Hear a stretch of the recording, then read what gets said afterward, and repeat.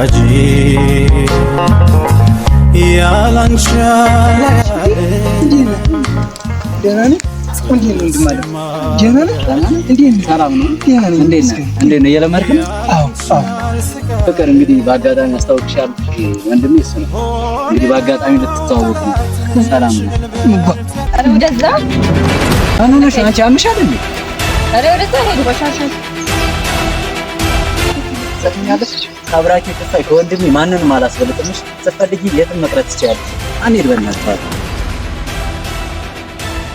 ወንድሜ ወድሃለሁ ብዬ ነግሬ ባላውቅ ባንተ ከመጡብኝ ታውቃለህ ወንድሜ ጭራሽ ቀልድ አላውቅም።